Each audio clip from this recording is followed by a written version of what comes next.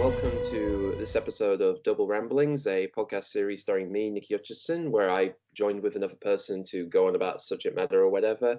And this time we're going to be talking about the New Year special Doctor Who, Revolution of the Daleks. And joining me this time is none other than, give your name out, mate. This is Fantastic Mr. Pink, otherwise known as Andrew. How you doing? I'm good, are you? Yeah, not too bad. Happy New Year. Indeed. Like I said, of all things, if we're going to start off the year, we'll start off with a bang with what else with Doctor Who? Hell yeah. Yeah, so we'll start with the basis of what we thought about it. So your general opinion of it so far, did you like it, hate it, or what? I enjoyed it enough. Like it was a decent episode. I think, I'm still not sure where I stand on these New Year specials that Chivers is hitting us up with. I much prefer the sort of whimsical one-off Christmas specials. But as an episode of Doctor Who, it was fine. Yeah, so I watched it both on New Year's Day and then subsequent last night, and I got to admit, my reaction to it was I enjoyed the beginning of it. And then as it went on, I started to go, I'm not liking this. And there is a point where I actually didn't like the thing, which I'm pretty sure is going to get me into trouble with some people, but we'll get to that when we get to it. But I rewatched it again, and I enjoyed it the second time around, partly because I missed out a few things that I was a bit unsure about, and some aspects that I thought was a bit, why are they doing this? Why are they doing that? Or why did they say that? Yeah. But I mean, I enjoyed it for what it is. I mean, it's comparing this to the last one, which we'll get into. I mean, like I said, I enjoyed it for what it was. It is odd getting used to now doing a New Year's special. I mean, to be fair, my stances on the Christmas one was, out of all of them, there's only ever been two good ones, in my opinion, which was The Christmas Carol and Twice Upon a Time. The rest of them is a mixture of nice bits, that's okay, to throw this in the bin. Yeah, I agree. Like, I mostly don't always enjoy the Christmas ones, but like, as one-off specials go, that they're more forgivable for being that sort of forgettable one-off thing. Like it's okay when it's a Christmas special and you just have a little bit of whimsy if it's the ones that are Christmas themed, or So I'm more forgivable. Sorry, I'm more forgiving of them being shit than I am sort of these ones that try and, I don't know, is this supposed to be plot advancing, or it's kind of... To be fair, you could argue these are more like regular episodes that just happen to be taking place on New Year's Day. I mean, when Resolution, which we'll get to, I mean, that felt more like a finale to Series 11 than the actual finale, which I try and say the name, but I can't remember it because it's that sort of type episode. Yeah, the one last year, God, this year has been... Sorry, 2020 is sort of all in one. Was that the one that kicked off, the New Year special kicked off the entire season that year, didn't it? Yeah. That annoyed me. I was like, so you're not actually giving us a New Year's. Again, that's, if we're talking about Spyfall, I mean, that started on New Year's Day, obviously. Yeah. That was the beginning of the series. Yeah, so that annoyed me that there wasn't really an actual special last year. It was a bit of a cop-out. Well, we had the gap. Well, we did have, we had it in 2019, and then we had the whole year off, and then we had it, well, more or less, we had the New Year, we had Resolution, nothing, then Series 12 kicked off on 2020. That's right, yeah. Ironically, time is meaningless at the minute, so I'm just hurting them all. Time and space, baby. That's how Doctor Who works. But given that Spyfall was such a great episode, I forgave it. Mm-hmm. Yeah, so anyway, let's kick off. So again, Revolution of the Daleks. This is the official sequel to Resolution, which, to be fair, I would probably call it Resolution of a Dalek, if I'm being generous, because that's kind of what it's about. Yeah, resolution of the Daleks.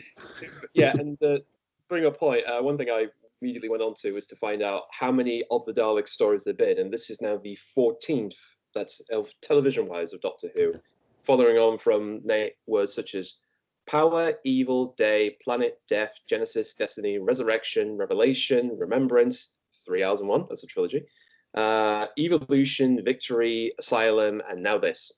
Oh, yeah. I only really remembered evolution and asylum there until you rattled through them. But yeah, that's a theme they're managing to kick the arse off. I like it. Yeah, I mean there have been other names. I know there's a comic called Nemesis of the Daleks, and there was the Doctor Who adventure game City of the Daleks. So there have been other words used for of the Dalek title, but in terms of television stories, these are the ones that have been used so far. So it's I'm always interested to see what words are left to use for of the Dalek title. Yeah, what's something really bland and banal like the brunch of the Daleks? Absent of the Daleks. I saw that on Twitter. Yeah, that would be great. A Dalek episode with a barely in it.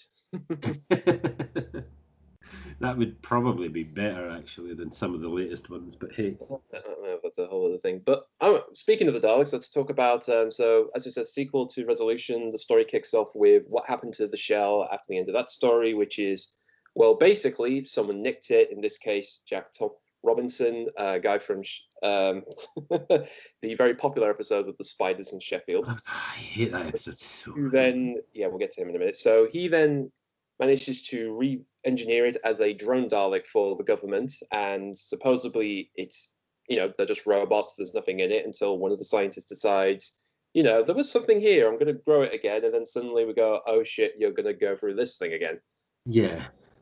But yeah, in terms of the first plot hole. Well, there.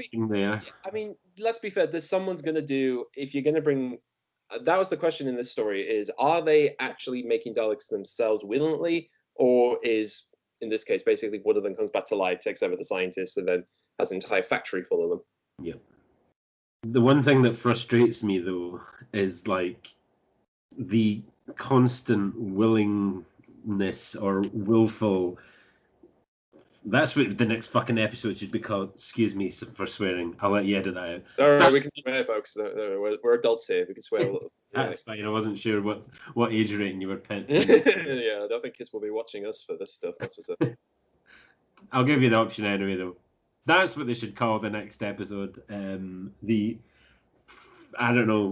amnesia of the Daleks, which every single human being on the frickin' planet seems to get.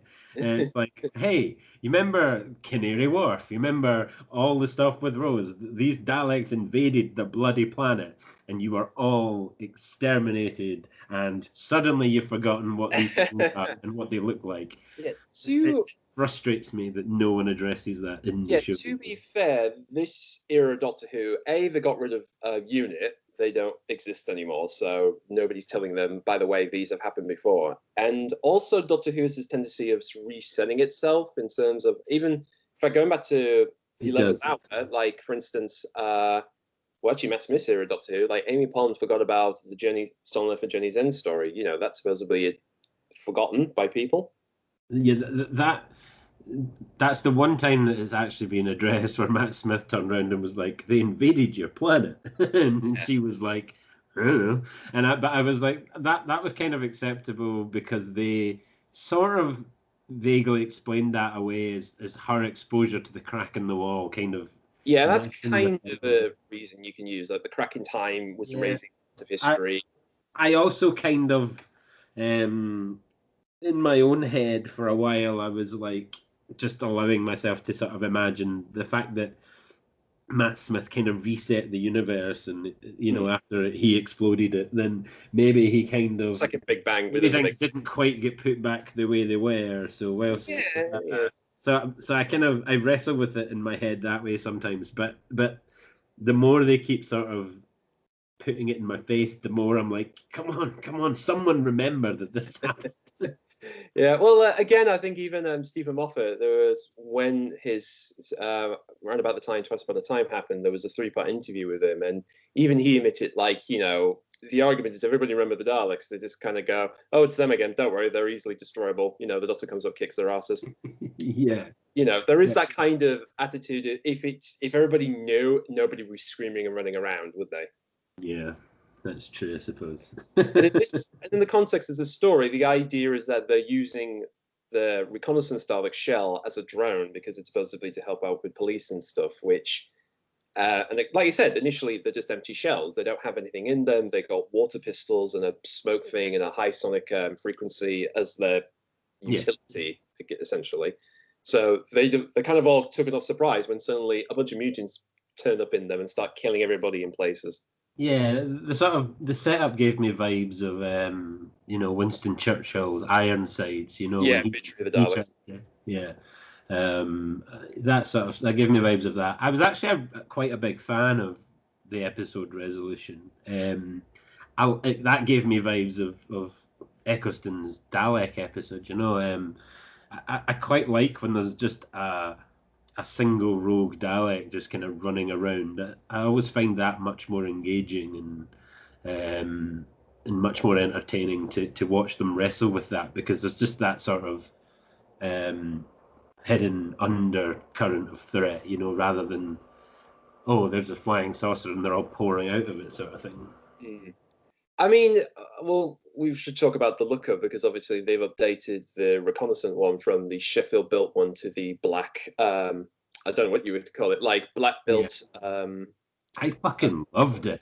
Yeah, it's good. Yeah. I loved the red lasers and that was a nice touch. I mean, it's funny because I remember when that happened, two things. One is that apparently these are fully RC controlled Daleks. There's nobody in them, so there's no bloke controlling them.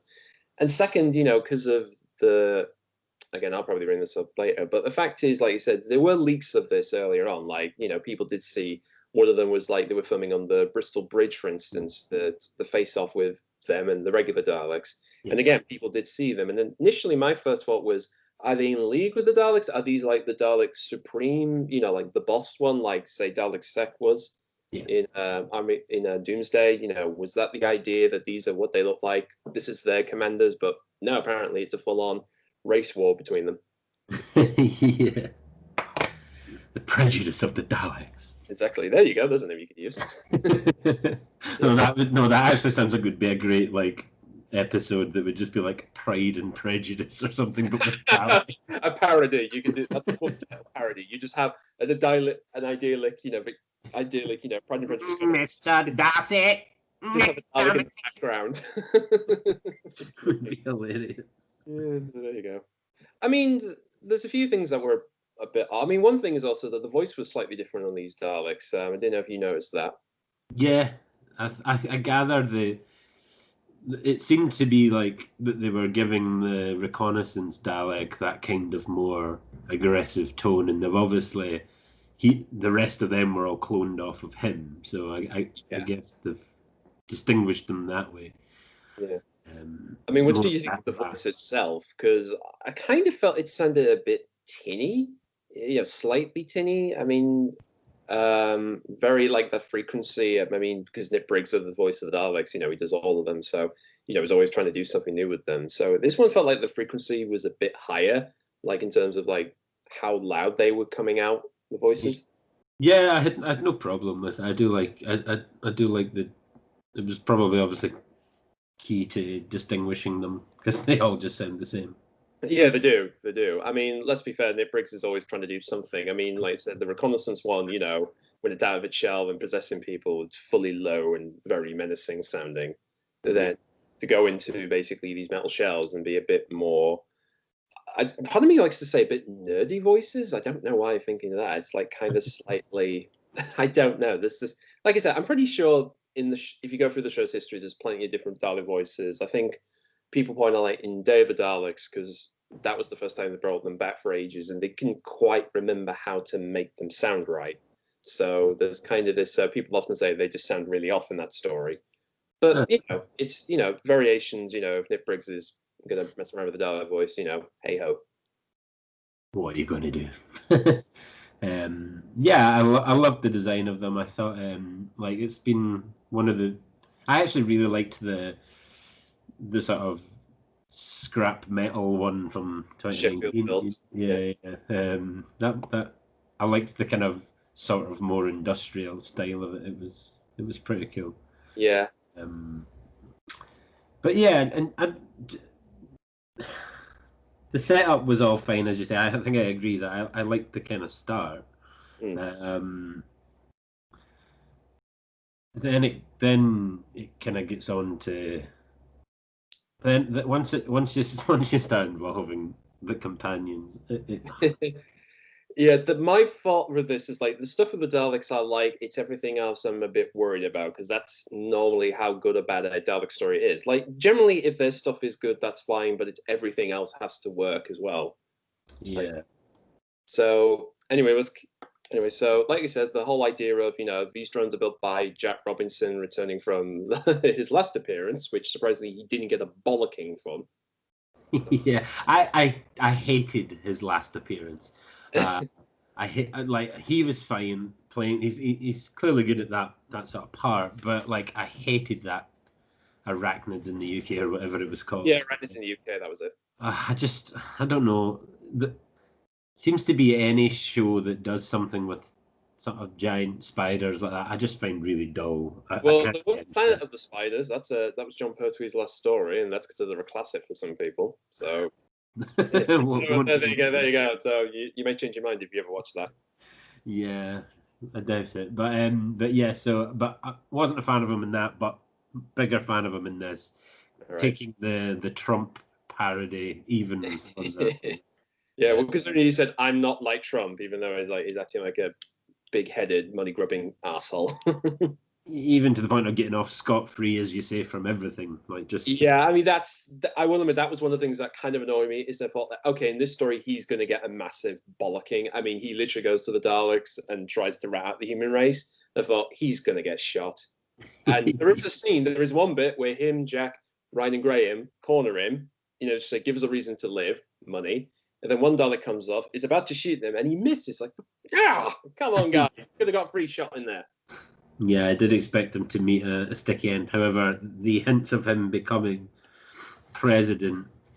Well, going for another presidential elect, because in this story, he's supposed to be stopped, and at the end of this, he's apparently up for again. It annoyed me that he didn't die, but it pleased me that they maybe went with the notion of maybe making him president just for the idea of any future stories where he could come back. Yeah, I mean, I think there's the idea. I think I just read Chibnall saying that they did like the character, and I didn't hate him. To be fair, I got the point of him, but Yeah, part of me did feel like he deserves his upcomings, and you could argue about like good and evil and stuff, but like yeah, let's be fair, he did put a bunch of radioactive toxic waste in a fucking hotel, and he get off scot free. And in this one, he technically rats out the human race to be invaded almost. So it's like it's kind of odd that he gets off scot free. I mean, maybe you could make the joke of, well, look at Trump, he gets away with so much shit, but that's a yeah, whole other thing altogether. So, I don't know. I mean, again, if I say anything that the actor who plays him apparently was in Sex and the City, which I have no understanding of as far as I'm concerned. yeah. I've never watched it, but I think he's Mr. Big in there or something like Oh that.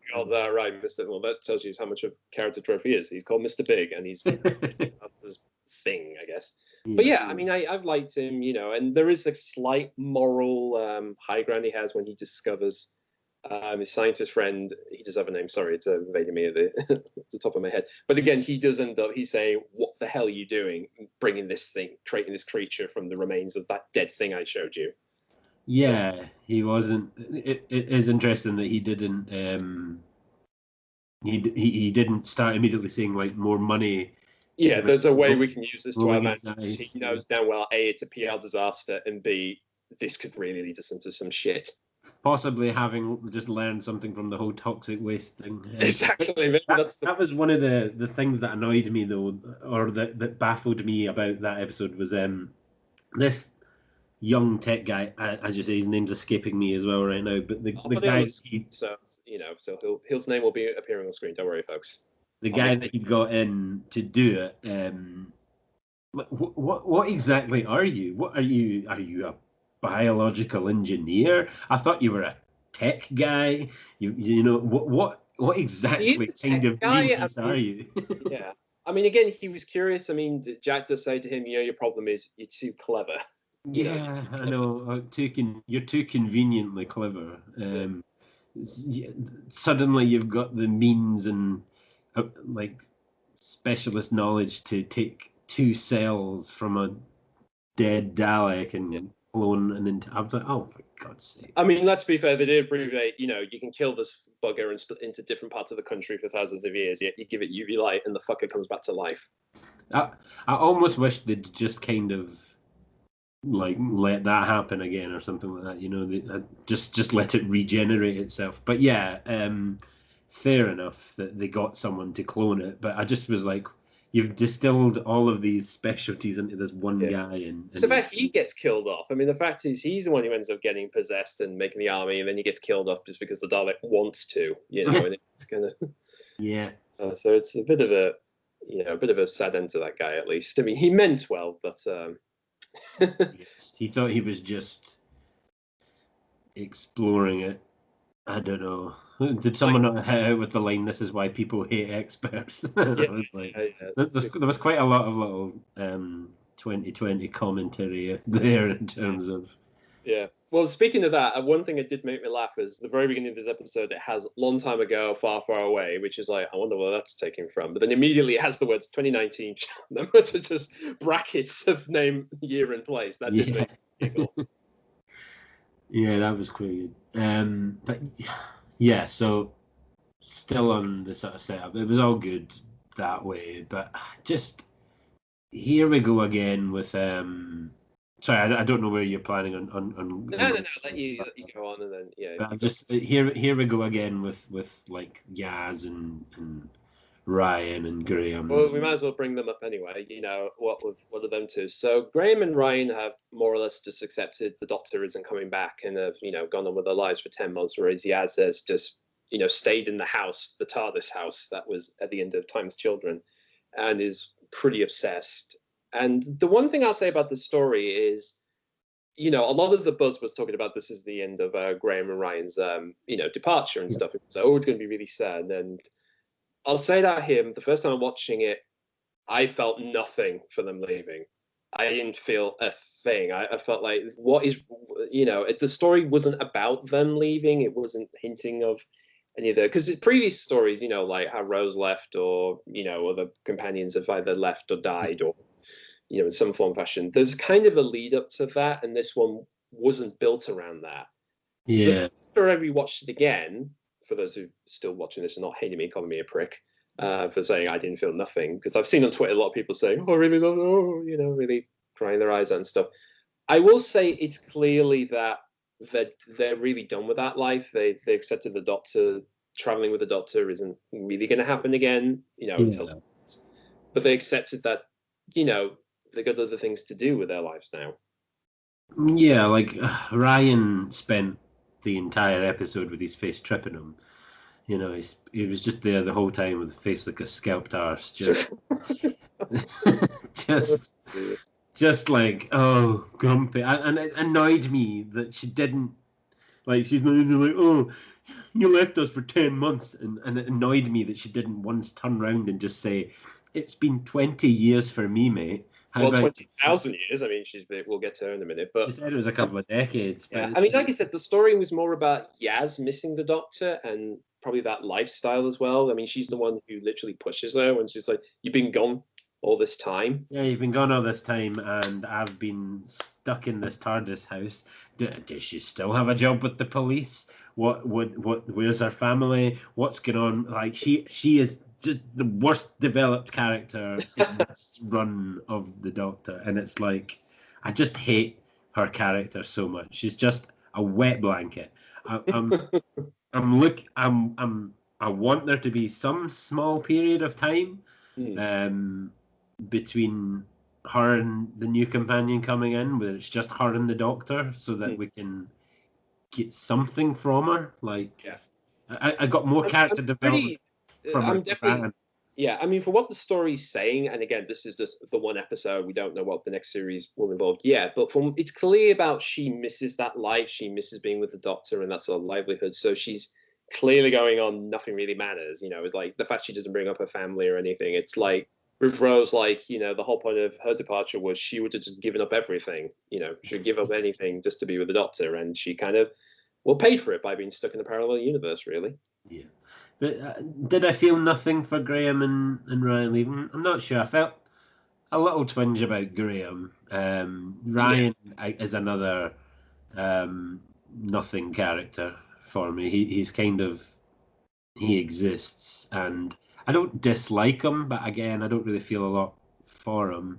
He's done a lot. But Graham has been the one redeeming kind of companion this whole time. He's been the kind of heart of the three of them. Yeah, I mean, I would say it's funny because when I first heard of him, my mom, the only person, my mom was the one to say, "Oh, he's the presenter from The Chase." It's like, well, that game show. It's like, that's all I knew of him. I didn't know him as an actor or anything, so it was kind of like, "You sure this is gonna work?" But as you said, he's just been a right laugh, all the way through. I would say he's been the most fun character throughout the two series at least, and it's funny. Like I said, I mean, if anything, I thought it would be a much bigger deal him leaving. What with part of his whole thing is, having lost his wife and then going on this journey with them and kind of dealing with grief and loss and sort of this new lifestyle. And again, also being like a father to Ryan, obviously, because that's kind of been a thing as well. Like him accepting the two of them accepting each other, as sort of a surrogate family. Yeah, with the doctor. So that's why I think that at least Ryan has been slightly more utilised than Yaz. But yeah, I feel like we didn't quite get as much out of them as we could have. But it's possibly just the fact that there was too many of them. Like, I mean, it's not the first time that there's necessarily been three at once. But yeah. But Jack's had a lot of time. So when he was always the third wheel, it was. But yeah. I did say. Sorry, if you want to go. No, I was just going to say that I will be sad to see Graham go. But Ryan, okay, whatever. Ryan was a little bit blank slate. I was about to say he's a little bit Mickey Smith, but at least Mickey Smith had a personality, Yeah, he did. He grew some balls, that guy. He started out as just a little shit, essentially, after being taken over by a plastic bin. It's funny how you can instantly kind of endear some of the characters. You kind of instantly they endear themselves to you, and some of them, and some just don't. Like, like Rory and Amy were immediately quite endearing, and but yeah, just never quite got over that hill with them, and I wanted to. I did want to, because I don't actually dislike them or their characters. No, I mean, if we can definitely say we don't. It's not the actors' fault. We can't say it's entirely their fault. We're not blaming them solely.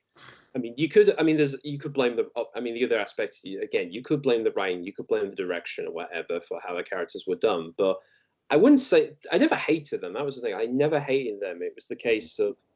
I think the worst thing you could say is that if they left, would you really have cared? Yeah, it's all very much, at worst, I feel a bit about them, but unfortunately at best, I feel a bit about them, so it's kind of just that. But there's kind of been a slight move to a kind of style over substance in the way the entire episodes have been shot and things recently, and I will credit them on how they look, how the visual effects have improved, how the cinematography is improved. The show has never looked better. Yeah, I mean, the show, for this changeover, I will say it hasn't, I would say from a filmic production standpoint, it stayed pretty good. There's one or two like iffy moments, and even in this episode there's one or two I'm a bit like me being picky, just like whatever. But generally, like, most of the series is shot well and edited well for the most part. There hasn't really been a big decline too much in the production aspect of it, at least not that we know of. Yeah. And even when it does change to like DNEG for their VFX and stuff like in the last few years, so they're pretty good. I think the one like thing that strangely wasn't was the little frog universe. Yeah, I mean, here's my that's a good case. Here's the thing: I don't mind another universe being a frog in the chair, because Doctor Who's done craziest shit than that. Okay, that's not my problem. The problem is it's clearly a Rob puppeted frog. It's like, that's the aspect. It's like, okay, this is the shit people used to make fun of with all Doctor Who. I think it took me out of it at the time. And then since having watched it again, though, I kind of warmed to it. I'm kind of like, now I laugh about it. I don't know where I feel about it anymore. At the time, I thought it was stupid and ridiculous, but now I'm kind of like, oh, look at the widow flog. Well, put it this way: Turn Left, people like to view as like the best of Russell T Davies, era of Doctor Who, like the best stories ever, and blah blah blah blah. But the whole conceit is on this thing of there's something on your back, and we find out it's on the back. It's a beetle, but it looks like a big fiberglass fucking beetle. Yeah. And I'll get over that. It's okay for it to be a beetle, but the fact that's clearly a fiberglass fake looking beetle. I'm sorry, that's the bit you lost me with. See, ironically, I never gave that a second moment's thought. But I think it's just because even, at least back with Davis, it was still reveling in its campness. It was still okay with being a little bit camp, and now it's, as I say, there's a bit more. It's got a bit more edge about it, and it's trying to kind of come across a bit more grown up. So it does kind of. That's where I think you notice those little incongruities. Well, it's not that. It's big words. Well, that's the thing with a lot of Davis's episodes. I mean, a lot of them is like there's some aspects they try and ask about the Doctors, going into people's lives, changing people's lives, or even leaving, having saved the world or whatever, but not being there for the consequences, for the aftermath and stuff. That's a lot in his stories, and a lot of the best things are just people chatting. Like he's really good at just two people in a room chatting to each other. He's really good at that. But when he does those big, extravagant, over-the-top things, it turns into like a big, silly children's show. It's like, why should I care? This is just a big, silly joke, and I'm not laughing at it. To me, that's the worst when Doctor Who is, particularly through his era. That's me. That's me talking. I know a lot of people really love that era of Doctor Who, but that's when it felt like it was starting to add its words. And even in this era, even in Chibnall, there's still a lot of really stupid things, but they didn't annoy me as much. Partly because I've gone through that with Davis, and maybe that's my reasoning for not being so annoyed with it as much as that. Yeah, maybe. Sorry,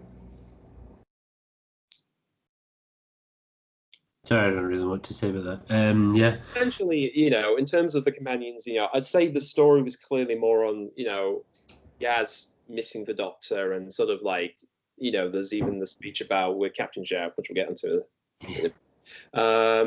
Talking about like what it's like being with the Doctor and the sort of lifestyle you leave, and then when they leave, you're kind of adrift for a bit. So so ideally the next series will be about her, kind of going through something with Clara, whereas then she loves this life, and maybe that's what's going to undo her. Maybe that's going to be her undoing. I think it's tried to do a lot this episode, and I think that's possibly a little fault. With Ryan and Graham, it kind of ended as it started, them on a bike. Guess that's a nice little bookend. And the ghost of like, that thing, which I don't know. I mean, that was fine. I've kind of felt like, okay, that's nice. If you're going to do that, that's okay. They were cheesy, but I'm neither here nor there with it. As I say, I wasn't bawling my eyes out. So maybe if I had been, I would have been like, "Oh my god, they're." But because I was just like, "Oh, okay, great." Yeah, I will say, after this episode came out, I did see a lot of people on Twitter being really positive about this episode, which is kind of weird because normally people have just been like, "It's the worst thing ever. He's ruining the show," and which we'll get into probably a bit later. Yeah. Yeah, I mean, fair enough. That's good. I'm glad that people. Kind of nice to see people being happy with the damn thing rather than just bitching. You've ruined this. It's the cultural sin of the decade. Yeah, I do want people to enjoy Jodie. I do quite like her. I'd seen a rumor about her quitting recently. I don't know if we'll get to that. We will get to that. Okay. But yes, sorry. As I say, Graham and Ryan, nice bookend there. Where I think I almost, like as you say about her feeling like questioning her who she is and all that as a result of the revelations at the end of the last series. Well, quickly, seeing we're on Jodie, let's talk about, this story also begins off with time's still not enough. We're being imprisoned on a planet because of the events of, fugitive June. That's actually where I wanted to kind of go anyway. Her being in the prison, I almost feel like we got over it all too quickly. I almost wish that this New Year's special hadn't necessarily started from there. I almost wish there was an episode or where she's just in the prison and she's having to do something there. I don't know why. I think it's just because obviously it was going to be Jack that rescued her from prison.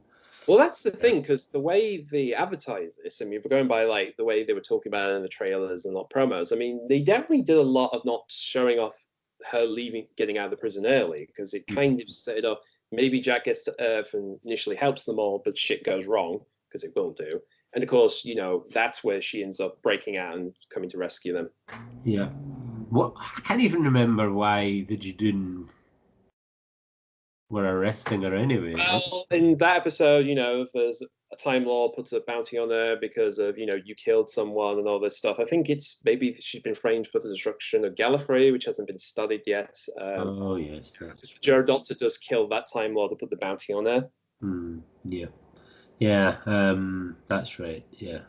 But anyway, she was there, and she was... I just feel like a bit more... I'm glad they at least addressed it. I was worried that they weren't going to have a conversation about Gallifrey and the Timeless Children. Yeah. I'm glad that at least Ryan got it out of her.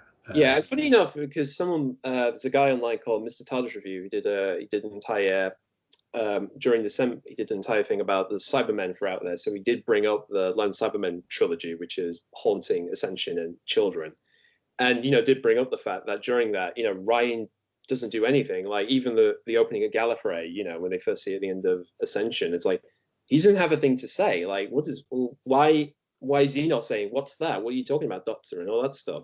So this kind of feels a bit like they're addressing, Ryan hasn't had anything to say about this.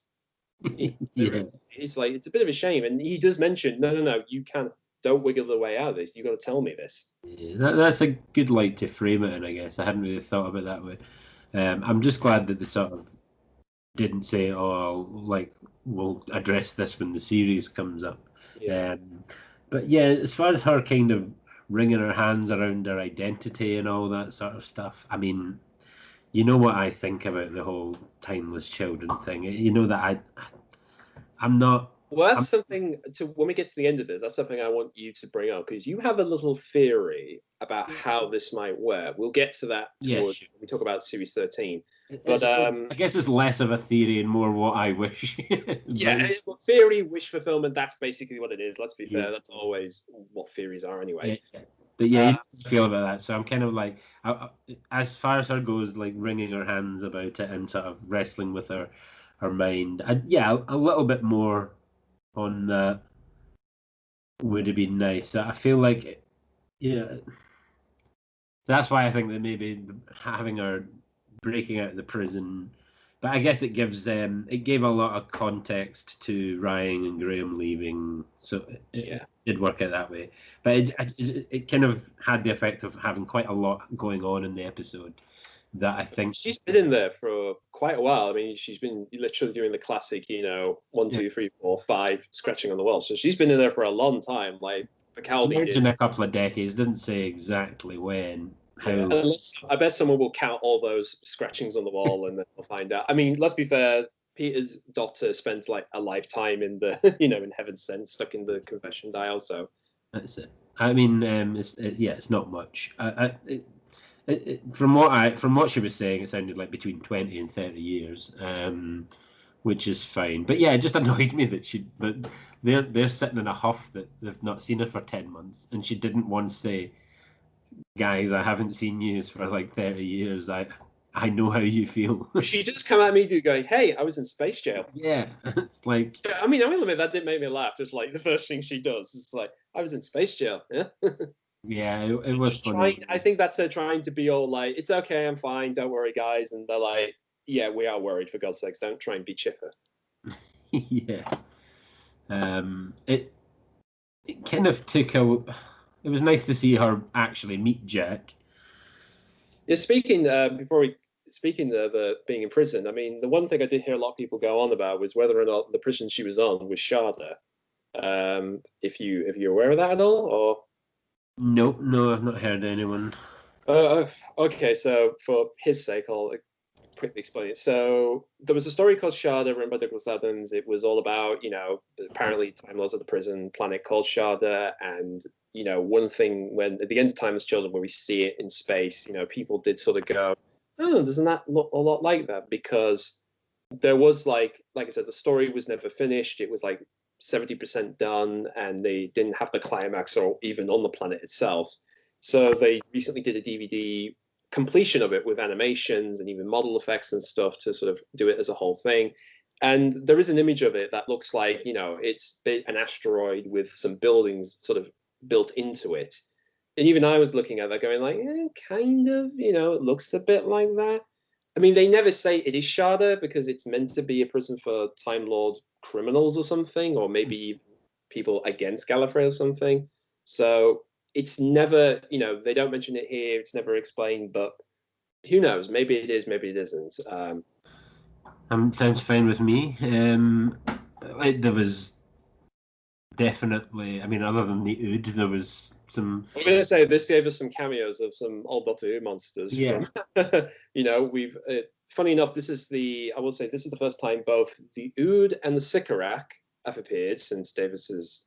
Well, yeah. They have appeared. I think they were in a cameo, maybe somewhere in like Pandorica Opens. I think the Sycorax were in there. Yeah. But it's the first time they've been in this series. It's also the first time both the Weeping Angels and the Silence have appeared outside of Moffat's era of Doctor Who. These are all pretty galaxy-threatening level monsters in there, so it would make some sort of sense. You've got an Angel, Silence, the little Pating guy. Yeah, because everybody loves that little shit. Yeah, they're all pretty destructive forces. So if it's going to be Shada, then yeah, why not? Definitely looks cool. The prison does look cool, and it's where they're keeping like the effects, like the sort of the time, when like as they do, like a daily routine, like there's a little graphic of like get up, doing Jim Das, the arrows, which was in the advertisement. They put a lot of these arrows pointing, which is just to tell the prisoner to move. Yeah. Yeah. No, I think a little bit more. It would have been nice to have an episode before she broke out of like just being in prison and having there be some threat to the prison or something. That would have been something cool to see. But yeah, anyway, it is what it is. But yeah, of course, this all leads up to the breakout with Captain Jack Harkness. Yeah. So, do you want to go about with Mr. Jack? Do you want to talk about him? No, you fire on. I've talked. Okay, so yeah, so everybody was looking forward to this guy coming back after his cameo in Jadoon. So yeah, he's the one that breaks the Doctor out and gets him back to Earth, and all the good stuff. And yeah, he acts like pretty much like he never left, pretty much. Yeah, I was really gutted that he never got to meet Matt Smith or. More than that, I wanted to see some scenes with him and River Song. I mean, let's be great together. Yeah, I mean, there's two things about his appearance in the story. One is, aside from Jadoon, I think it's the first Doctor Who story he's been in where, aside from his appearance, aside from Edgy Child, Doctor Dancers, and Boomtown and Bad Wolf, he didn't get killed and did that sort of thing. He didn't do his classic pretty sure someone's got a supercut every time he does that, because he does that a lot throughout the show's history. He's gasping for air after being shot to death. And also, I think it's the first one, at least from aware of, that he doesn't I mean, okay, there's one bit he has a bit of a flirt with Graham when he comes out and say, "Hello there, Silver Fox." Yeah. But he doesn't initially flirt or go around saying, "I've done it with this creature, I've done it with this AI." Because let's be fair, Captain Jack's probably done it with everything and anything that has 2 legs, 4 legs, or no legs. Yeah, pretty much. He's been around that, man. He's been around. It's nice of him to acknowledge past events, and in Rose and stuff. I would have liked some. I would have liked more him Doctor time. They started off, but every time something happened, it was them going their separate ways to deal with stuff in individually, and Yeah. I would have liked them to see them kind of running about together for a little bit. Yeah, we do have the bit where they get into the TARDIS and he goes, "So which one's my room? You never had a room. I had a suite." Yeah. Whole thing and that stuff. So it's good to see him. Maybe it's just to get your hopes up, or it's just to be annoying to us. The little hint at the end of a potential Torchwood reunion. Well, let's be fair, how many years ago since Miracle Day happened? It's been 10 years now, isn't it? It was 2011 it stopped, wasn't it? It's been, and that technically ended on a cliffhanger as well, and that was never really resolved on screen. At least I know they've done a bunch of audio adventures with sort of before and after the various series of the show. So, in fact, weirdly, one of them has got Michael Palin in for some reason. Like Michael Palin's a star in one of the Torchwood audios.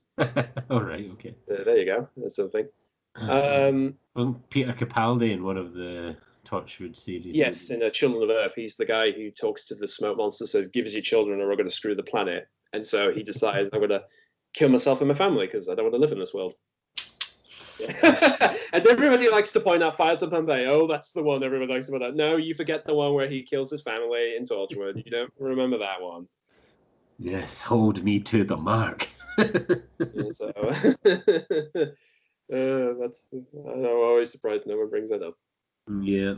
I do. I loved Torchwood. It's like it went from daily Monster of the Week stuff, like adult Doctor Who, to these amazing, massive stories, and yeah, it would be good. I mean, the first two series are a bit sort of. I mean, you look at them; they're kind of naff by today's standards. You know, those be adult, and it's kind of like there's some pretty silly ideas in it. You know, killer fairies. You know, that's kind of an odd idea for. I think I tend to skip the first two series when I'm watching it. I just watched Children of Earth and whatever the other one was called.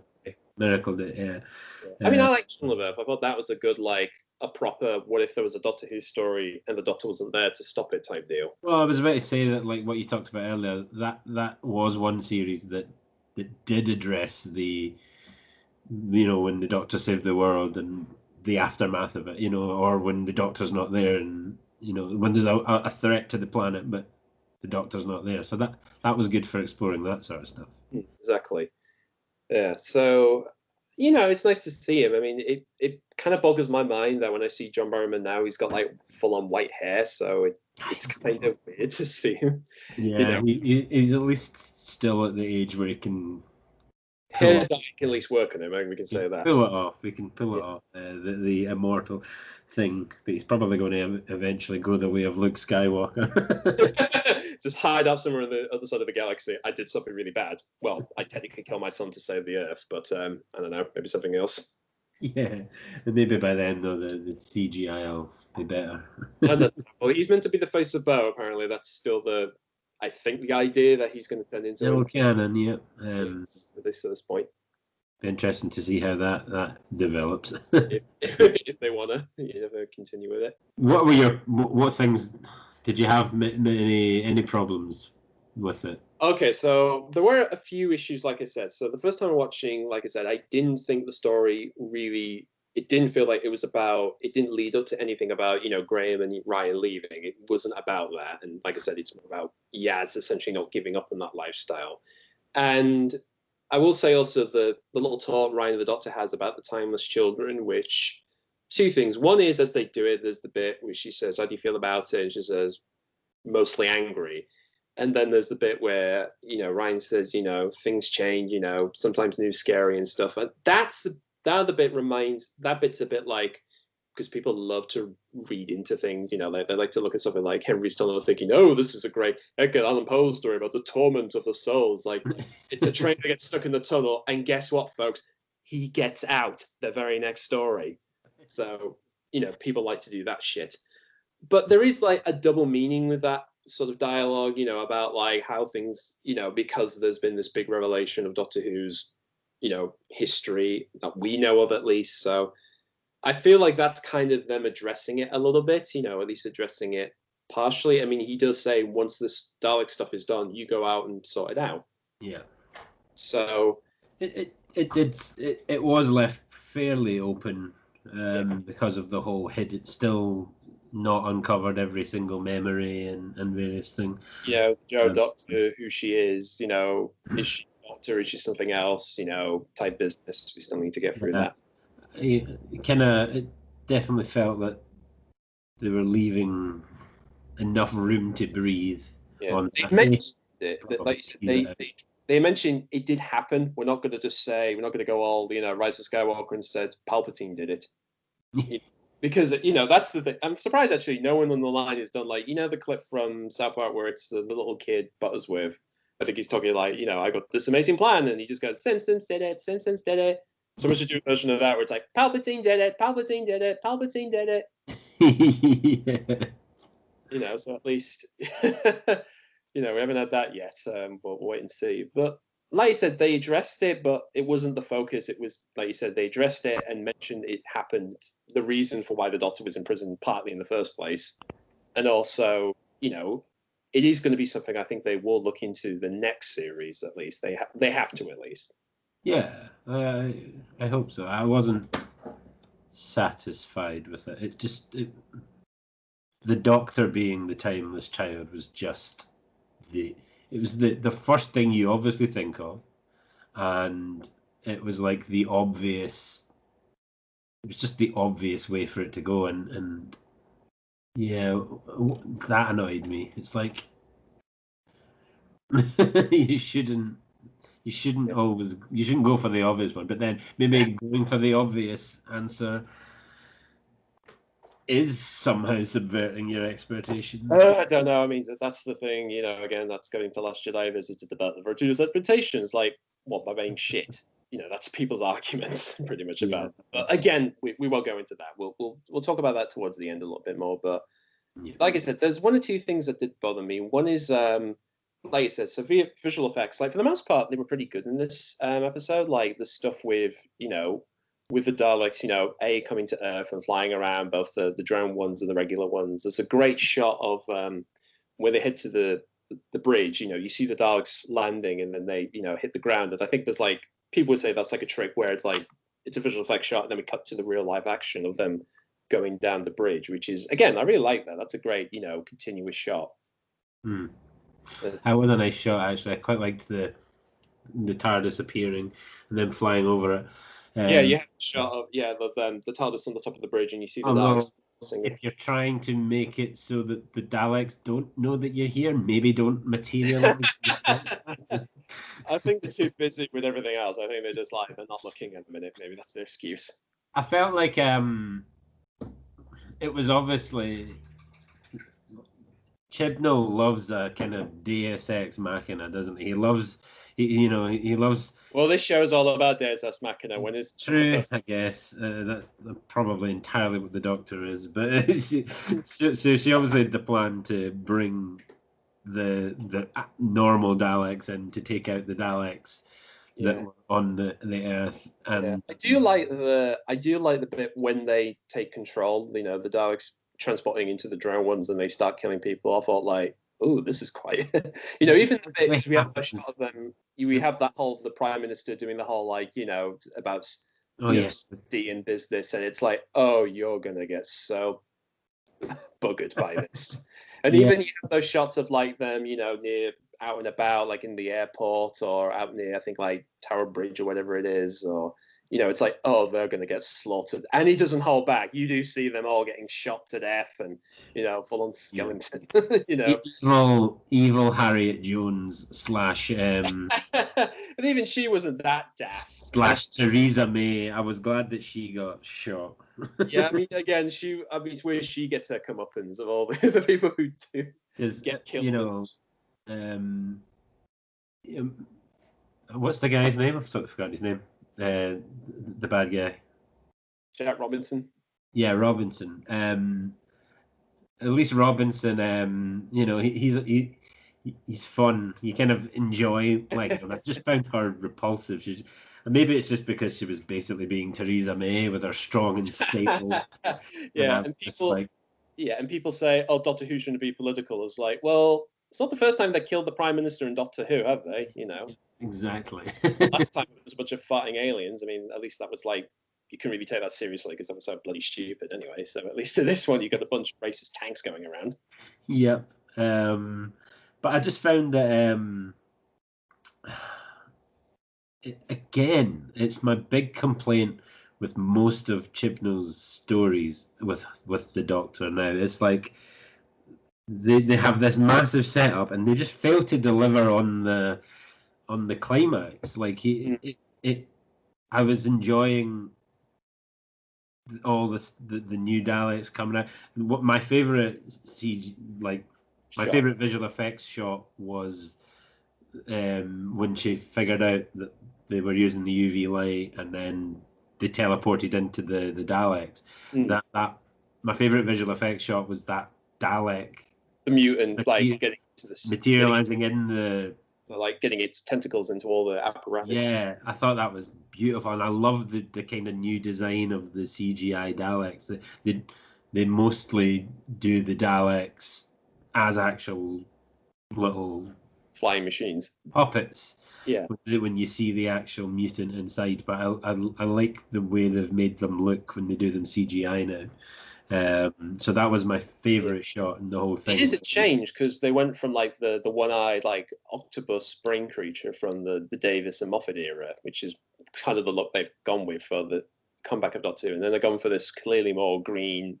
Yeah, they still have the eye and the kind of brainy look, but the eye is less. I think it's like 3. Maybe there's one big one and maybe 2 smaller ones as well. Possibly, yeah. But the main eye is less. It's more horrific looking. There's no pupil. I think it's just like all white. Exactly. But that shot was really cool. But yeah, I was enjoying that, and I was enjoying them taking control. Yes, they were. I mean, her plan was pretty reckless to bring more Daleks. She was kind of, as you say, no one was really talking about the fact that people were being slaughtered quite readily. You see it only for a bit though, and then it stops becoming a thing, and then the Daleks swoop in, and they just took out the new Daleks too easily. Yeah, that's the. I mean, it's only just the bridge bit. We don't. Yeah, the entire confrontation was like 10. It was like 10 Daleks on a bridge. About 5 together on each side. And, 10 on each side, just fighting each other, and then suddenly they're dead. And you didn't see any more fighting in the skies, or you didn't see like an overshot. Because I thought like that because you have that shot of them flying. I thought like they would have had effects of like maybe lasers shooting out of on the ground and in the air and stuff like that. And then it's all dealt with off screen. It's just it's a throwaway line. Oh, they're on the Dalek ship. Oh, they've all been exterminated except for this one. Yeah, and it annoyed me that they killed that one, and it annoyed me that they said that he was impure, because I was kind of like, well, surely that one should have at least been pure, because that was the one cloned only from. Again, it's supposed to be hinted he's meant to be. Again, I saw this on like people thinking that's meant to be the same reconnaissance Dalek. It's like, yeah, that got through into a supernova. I mean, okay, if it's a clone, that can sort of make sense. I mean, he does teleport away from the guy's back at the end. It was definitely a clone, and it was cloned from. From the cells of the actual Daleks. So I was like, why are they saying he's impure? He wasn't fed on humans and stuff. Yeah. Unless, I don't know. But anyway, I kind of annoyed me that they destroyed it. I liked the new Dalek designs. I didn't want them to be just completely obliterated. I wanted them to at least maybe take him and fuck off with him, and they could have then created some kind of new style or whatever. But well, there you go. That's how I feel about the paradigm getting totally buggered, from people, because it's like I'm all right. For anybody who's probably going to bring up us like, wow, they're terrible. It's like, look, guys, you won. All right, you folks who hated it, okay, you won. I've met many people who didn't like the design. That's fair enough. As far as you're concerned, you won that battle, but it still annoys the hell out of me, at least. Yeah. That there was so much more. And again, that one aspect I didn't like, because obviously they call them supposed to be SES Daleks. These buggers don't any fucking different. Yeah, they're just the regular gold-plated Daleks. The only difference is they have the claw. That's the only thing. They've got the same claw-like appendage. Yeah. And if that's all, I mean, come on, guys. I mean, and I did see people going like, oh no, these new black Daleks are going to replace the gold ones. We'll never see them again. It's like, when have we not? Oh, please God, no! Let's not have a series without the gold-plated Daleks never appearing again. Oh, how would I live? Yeah. Yeah, I've seen that so many times, and it's like, I don't have anything. And again, this is me being a bit angry a bit here. I mean, again, if you like, I've got nothing against the design. I've met people who love it and whatever and all that stuff. That's nothing against you people. Again, this is a petty thing, so it's not against you folks. But what always annoys me is that for all the times they brought them back, the idea is, if you're going to have that look again and again and again, you ideally want to do something a little new with them. Either you do something new with the look, or with the actual creatures themselves. You give them. I thought the way they were getting round it this time was keeping it gold to please people, but having them look more like the Resolution one, like having them all looking like really constructed. Like that was because I really liked that it was still gold, but it was really industrial looking. Yeah. And funny enough, I did check this out. Apparently, a lot of the props that were used in this are actually fan-made. Because there's actually a website called This Planet Earth, which actually has made fan-made versions of those Daleks. The regular gold one, the Black Dalek Sec, and even I think I like the silver and blue ones. Yeah, even those ones, even the classic ones, and even one of the paradigms. They actually have one of the paradigms. Somebody's built that, which, well, who's probably going to rent that one day. But either way, the one thing I would say, because these being like supposed to be special forces, Daleks, whatever, the one thing I wish they would have done is, you remember in Parting of the Ways, there are those Daleks near the Emperor floating near him. Yes. Right. And some people there'll be some renders out there on the internet, but they had the heads were black top, and even instead of a sucker, they had like a little sort of different ray gun thing on the side. If they had done that, that would have been, maybe the argument would be you got two black top headed Daleks, so there is another shot where you see them on each side of the road and whatever. So you could argue, be a bit confusing, but you could have done something. Maybe they could have a red stripe on them or something else. You could have used the bog standard gold Daleks, but some other visual cosmetic to differentiate them. In fact, there's a bit where Jack gets on the ship and asks, "Who's the leader?" And it's just one of them. It's just like, I am. It's like, oh, right. Oh, yeah, because you look all the bloody same, don't you? Like, how was I supposed to fucking know? Not even one of the big round-headed ones, yeah. No. Going back onto the whole Dalek attacking stuff around the universe. I will say one excuse this story could have is we did have the Dalek animated series recently, so we did get a fill of Dalek going around blasting the shit out of things. Yeah. Anyway, the point was it was all over too quickly. Yeah.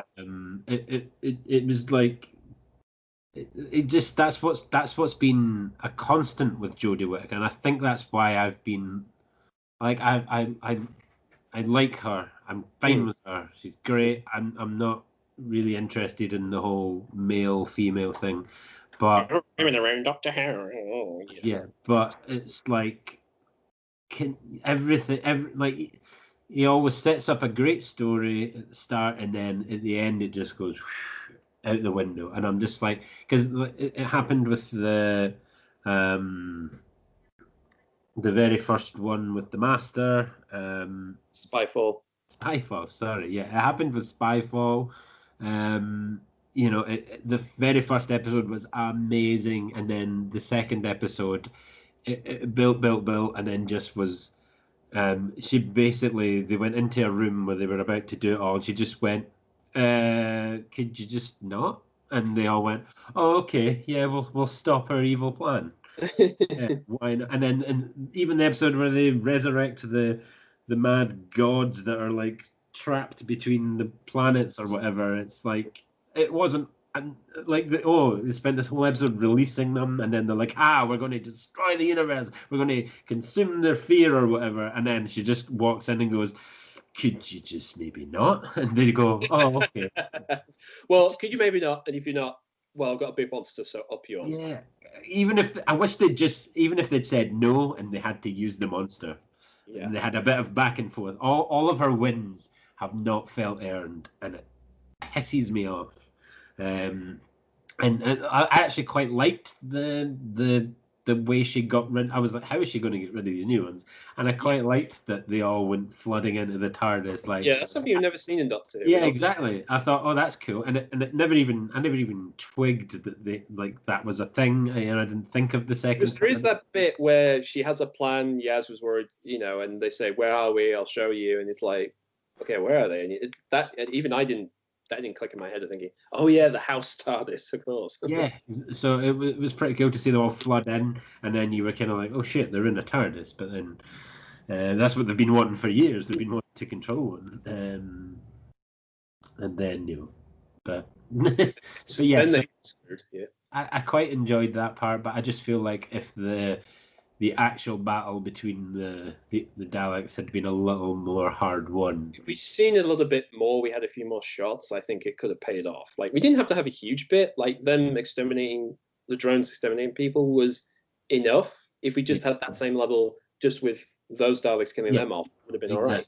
And I just wish they maybe hadn't killed every one of them. That maybe, even the main one, that maybe went away with them or something rather than blowing up the ship. Yeah. Well, they're getting the racist, so that's their idea of purification, just like bugger off. Sure, I know. But I will say that when we're getting onto like some shots again, like the one thing that did bug me is when you see shots of the TARDIS door opening, which is, again, you're meant to see the back end. Now, they've done this before in the shows past. It's meant to be bigger on the inside, and the cliche in the old series was you never saw it. I think it was always blacked out, so you never saw the inside of the TARDIS. Where in the new era, they've always had like a backdrop or a green screen, to sort of fake that in. There are a few shots in here where it looks like that's just a cardboard backdrop in the TARDIS. That doesn't look good. And again, that's me being pickety. Really, it's like it doesn't ruin the show, but that's me looking, going like, oh, I wish you would have done something, because the shot of her in the air talking to the Daleks, again, they actually were. There's a few shots of it. You can see the depth into it. I think partly because they filmed in front of the actual door. Yeah. But that's me just like, again, it's me picking up those little things for whatever reason. There was a little incongruity. I don't know, with the when she was teasing the Daleks into the TARDIS. Yeah. It cut close, and it was her control room, but then when it cut to the Daleks later, it was the other control room, and I was like, again, I think that's meant to be the backdrop. I think she was just programming just to make it look like the inside of her own TARDIS, but then as soon as they actually got in, it's obviously the house. Possibly, but yeah, I was like, But then, I mean, let's be fair, that's meant to be a dramatic, tension moment. You're thinking, oh shit, they're all going into actually her TARDIS, and it's like, surprise, buggers. Yeah, exactly. It was a good way to deal with them. So yeah, but yeah, that's my one complaint. That again, it all just felt a little too easy. And I don't know if that's just where I'm at with Doctor Who. Maybe I just can't accept anything. It's just been on. Maybe it's been on too long. Maybe I've been watching it. Maybe I'm just expecting her to swoop in and save the day. But yeah, just a little bit more hard won would be nice. It feels like she spends so much time talking that I'm seeing her actually thinking. Yeah, I have a friend who's the only thing he has, and again, it's kind of just the Doctor doing these long, big explanation. Let me explain this. I'm doing this, and we've got to do this and stuff. And again, exposition needs to be in the show because it's part of the show's DNA. Like, what's happening, what's going on, how you're going to stop this. And sometimes there are different ways of doing it, through visuals or just explaining it. And I think that's something that is a lot of tribute, not to her, because obviously she does the best she can with like trying to explain it in this sort of incitable way, kind of like, ooh, what about this and all that stuff, which is, that's fine, got nothing against her doing it. But again, it's like, some people feel like, I know, I'm not an idiot, that's my friends had to do this, like, I'm not too, I know, okay, you don't have to do this big speech, just get the bullet points done and then get onto it. she does feel the need to fill every single moment of silence with prattle. Is my one complaint about her version of the character. She thinks out loud too much. She does talk to herself. I mean, that was something even in series 12 people get pointing out, as like, you do talk to yourself and point out things. Yeah. Which is fine. I guess it's, as you say, like they all do something slightly different with the character. That annoys me a little bit, but as I say, I do like her. I hope the recent rumor I just seen about her maybe leaving is not. Yeah, not actually true. I want. So we might as well. I mean, so summing up is like Revolution of the Daleks. I mean, for the most part, it's a okay-ish story. For the most part, I think it's an okay one. As a follow-up to Resolution, I'm sort of in two minds whether it's better or worse than that. I have to rewatch that again to sort of think, but I did enjoy it for the most part. The second time around, like I said, the first part was me getting through those moments and sort of like, is this good? Is this bad? I'm not sure. Yeah. It's as I say, I'm used to one-off specials not necessarily blowing me away. So, if I think of it as like any other episode, then it's fine. But yeah, I think I would like them to go back to having a Christmas special. Ideally, you just rather it be on Christmas. Really, that's what you want. Well, yeah. I mean, I do now sit on Christmas Eve, Christmas Day evening, going. What am I missing here? Yeah, I will admit, there's a bit of me that's like it did become a tradition every year, even if the episode was shit. Because I always went in thinking I may hate this, but I need to see this on Christmas Day anyway. There's something nice about it just being a kind of frivolous bit of Christmassy, timey-wimey magic, whereas the last couple have certainly hinged on. They've been kind of like pivot points for the series, although haven't they? Like, obviously Peter Capaldi leaving on one, and then coming in and leaving. I mean, he started in Time of the Doctor, and then left in Twice Upon a Time. So he basically began and ended during Christmas. Yeah, exactly. So they've been very kind of pivotal points for the series, a kind of like end of one, relaunch of the other, and so yeah, it'd be nice. But then again, I'll just be complaining about general shit storytelling if we're doing this again in another year. But yeah, but as you say, overall, generally not a bad story at all. For me, the faults were just Ryan being a miserable just spending the whole episode moping around, and it's like yeah. Nothing again really happening with Yaz. It was good to see Jack again. Sad to see Graham go. A little too easily won. Could have been a bit more on the conflict with the two race Daleks, which weirdly enough Remembrance did. I mean, they had a whole story about two faction of Daleks battling over London, and they managed to do that. Yeah, exactly. And even Resolution last year, it took them. They were struggling with it in the TARDIS, and eventually throw it into a supernova. So, that at least felt earned. It was a.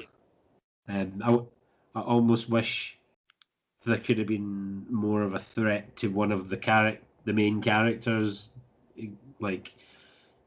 Maybe the Dalek could have possessed Ryan or Graham, and that could have been more of a catalyst for them leaving.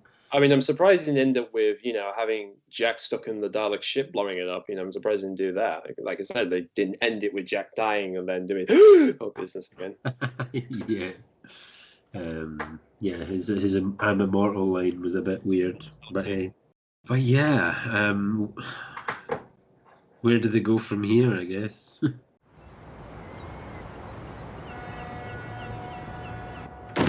Yeah, your horoscope for the year ahead. Aries, surprises lie in store this year. The colour blue will be important and the letter D. Your lucky number's 13. Be prepared for action, and whatever hurdles come your way, just remember, it's not the end of the world. Yeah, well, like I said, we might as well wrap that up, move on to what we know of at least Series 13, which, as of recording this of January the 4th, there's already this rumor going around from the Mirror saying Jodie may be leaving after this series. Yeah, which I guess isn't without the realms of possibility. I mean, 3-4 years is a average tenure for these doctors, it seems. I mean, kind of. I mean, there's a bit of me. So I checked this thing from the Mirror. So again, supposedly it's been reported by someone who's done reports about Doctor Who in the past, and a lot of them have been true. So she was the one. It's a writer who's previously mentioned, oh, by the way, there's going to be a Christmas special. It's the New Year. It's going to feature a Dalek. Graham and Ryan's character are going to leave. So they have got a bit of a track record of actually saying stuff that does happen in the show. In fact, they even pointed out that, oh yeah, it's going to be a story about Mary Shelley and the Cybermen. So, you know. Yeah. I saw an IGN, though, actually, not the Mirror, but... it's spread around, you know. I think it started from there and it's spread around everywhere else. But I mean, again, the thing is, we don't know at the minute because nothing's been confirmed. It's only just happened as of this recording. So we don't know whether it'll be true or they'll announce it towards the premiere of Series 13 or not. I know she reportedly took Graham and Ryan leaving quite hard. So maybe she feels like, I don't want to continue too much longer without I have heard that supposedly she's also said that she's enjoying her time on the show, so she hasn't any plan of leaving yet. So again, conflicting reports. Yeah, I didn't see any hint of it, but I think the only thing we could maybe say is that, you know, 2020's changed quite a lot of people's, positions on jobs and whatever they're doing. So, you know, if that's had any impact to the production and stuff like that. Which is odd because just before this, they have started filming Series 13. In fact, there is, I've seen some video footage of the Doctor and Ryan, leaving the TARDIS, going into a house and then coming out of it in a rush for something. So there's that. There's also been supposedly some reports of returning monsters, like one of them was the Weeping Angels, which we've already seen in Revolution, so they may be coming back in their own story. And even some Tarans, they apparently been spotted on set. Nice. Yeah. And for what I've seen, that they're basically the same. They have the same look from the Davis era, but they're now painted grey and silver, so they're back to the classic look now. Fair enough. Yeah. All cool. I think there's no point speculating too much more on whether or not she'd leave. As you say, I think she'll leave when she wants, and it'll be announced. Yeah. I do. The only thing that slightly annoys me, because whenever there's news about this, I mean, I won't name names particularly online, because there are certain channels out there and sites that are just always, report they're leaving because Doctor Who's doing terrible. The BBC hates it. Chibnall's ruining the show. It's like just those rumor mills for bullshit type things, and it's like they do that crap all the fucking time, all the sodding time, and I'm just like, yeah, I just get bored of that stuff. I don't see a lot of praise for Chibnall though, but I don't necessarily follow a lot of the online communities, so I don't know what it's like out there. I mean, the one thing I will say I did in 2020 was I did a video about the whole Timeless Child business, and saying it's not the first time they've done this. The half-human business with Paul McGann, and that didn't change anything because it didn't go anywhere in the end because it get the chance. They only addressed it once since then, really. I mean, funny enough, when I did that video, I remember the clip from Journey's End where the clone doctor mentions, being part human, part Time Lord, and wasn't that wizard, So there you go. That's the last time it's really mentioned in the current. Well, they briefly hinted at it with the whole hybrid plot line as well. with Capaldi, and he just kind of went, eh.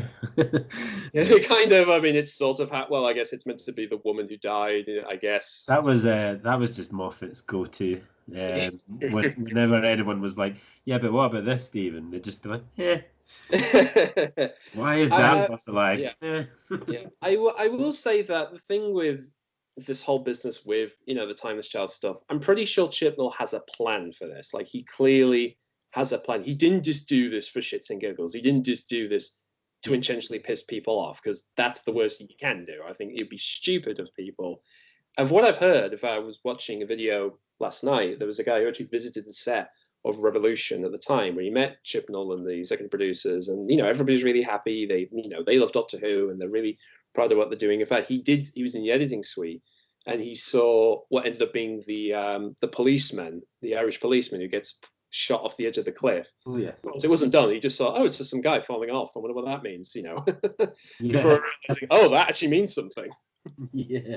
I think I agree. I try to withhold too much judgment in the middle of a storyline. It's like it was the same with like before episode 9 of Star Wars came out. I was like, as much as I disliked The Last Jedi, I was trying to withhold my like ire until the trilogy was complete. So I was kind of like, let me ask you this. I can ask you this. Were you like, it's all feminist propaganda, it's all about them being better than the men and making Luke Skywalker a bum? Were you on that level, or? No, I wasn't. Excuse me. I didn't actually hate it so much at first. It was rewatching, and I was kind of the opposite of people, where I think some people have warmed to it. I kind of went the opposite way. I was more forgiving of it on my first watch than I was this sort of subsequent watches, and I started to kind of more agree with Mark Hamill than I. That's the thing. He did say he didn't agree with the story. I know he didn't, but he never said, "I'm not going to do it." He wasn't going to be like on set going, "No, I'm not doing it. No, you can't make me. No." It's not like he ever did that. And I know he kind of walked back his comments on his disagreement with Rian Johnson over where he thought the character should go. But I kind of started to more agree with him. It was like, yeah, it kind of just felt like more that Rian Johnson just wanted to do what he wanted, and it didn't matter. But anyway, we're not here to talk about Star Wars. Yes, that's a whole. That's what worries me about with this whole timeless thing. Because people are acting on that level of, oh, it's something menacing. Oh, females. We're halfway through a clearly developing story arc. So exactly. Maybe not halfway, but we're some way through it, and until it's not done. I mean, let's be fair. For as much as Time of Children supposed to be starts this off and finishes whatever it wants, it's not finished yet. It could be absolutely that everything that he's making us think is going on is going to get sort of turned on its head, and we'll see where it goes. Well, I might as well ask you this, because you have a little theory on how this could actually work out. From what we know, because I think it developed in my head. I started thinking about it, because what you see those kind of fans that are like, this is ruining all of the Doctor's kind of. This contradicts all the previous stories about his past, or even the Day of the Doctor and all that stuff.